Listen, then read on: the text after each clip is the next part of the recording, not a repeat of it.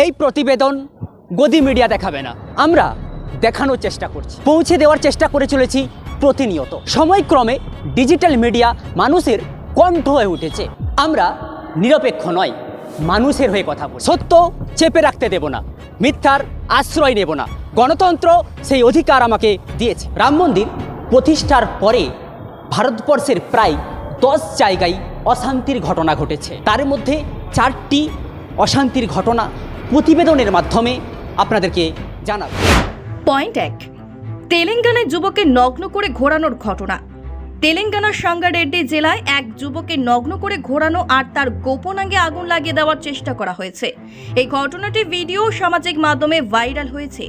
ভিডিওতে দেখা যাচ্ছে যে এক যুবককে নগ্ন করে কয়েকজন ধরে রেখেছে আর পিছনে ধর্মীয় স্লোগান শোনা যাচ্ছে। এরই মধ্যে এক ব্যক্তি ওই যুবকের গোপনাঙ্গে আগুন ধরিয়ে দেওয়ার চেষ্টা করছেন, এমনটাও ভিডিওতে দেখা গেছে। সাঙ্গারেড্ডি জেলার পুলিশ সুপার সিএইচ রূপেশ বিবিসিকে বলেছেন, যুবকের সঙ্গে যে ঘটনা হয়েছে সেটা 22শে জানুয়ারির।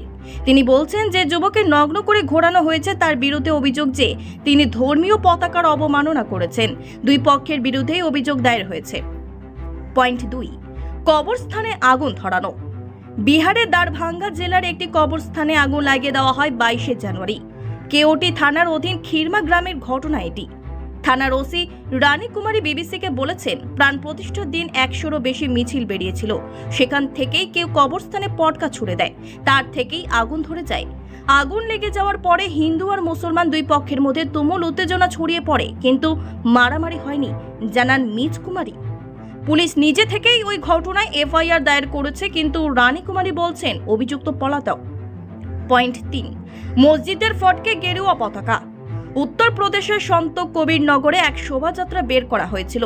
সেটি চলার পথেই একটা মসজিদের ফটকে চড়ার চেষ্টা করা হয়। সামাজিক মাধ্যমে ভাইরাল হওয়া একটি ভিডিওতে দেখা গেছে যে বেশ কিছু ব্যক্তি একটা মসজিদের সামনে গেরুয়া পতাকা উড়াচ্ছেন। এক ব্যক্তিকে দেখা যায় মসজিদের ফটকে ওঠার চেষ্টা করছেন। এই মসজিদটি মেহদাবল নগর পঞ্চায়েত এলাকার। পয়েন্ট 4, জামে মসজিদের সামনে রাম ভজন। মধ্যপ্রদেশের ইন্দোরে বেটমা এলাকা থেকেও সাম্প্রদায়িক অশান্তির খবর পাওয়া গেছে। সামাজিক মাধ্যমে দ্রুত ভাইরাল হওয়া একটি ভিডিওতে দেখা গেছে বেটমা এলাকায় জামা মসজিদের সামনে প্রচুর মানুষ সমবেত হয়েছেন।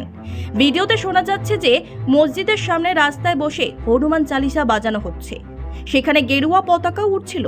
মধ্যপ্রদেশে বিবিসির সহযোগী সংবাদদাতা সুরেইয়া নিয়াজি নিশ্চিত করেছেন যে ওই ভিডিওটি বেটমা এলাকার জামে মসজিদের সামনেই তোলা হয়েছে। মিস্টার নিয়াজি এটাও জানিয়েছেন যে স্থানীয় মুসলমানরা সংবাদ মাধ্যমের সঙ্গে কথা বলতে চাইছেন না, কারণ তাদের মনে ভয় ধরে গেছে। ব্যুরো রিপোর্ট E9 সংবাদ।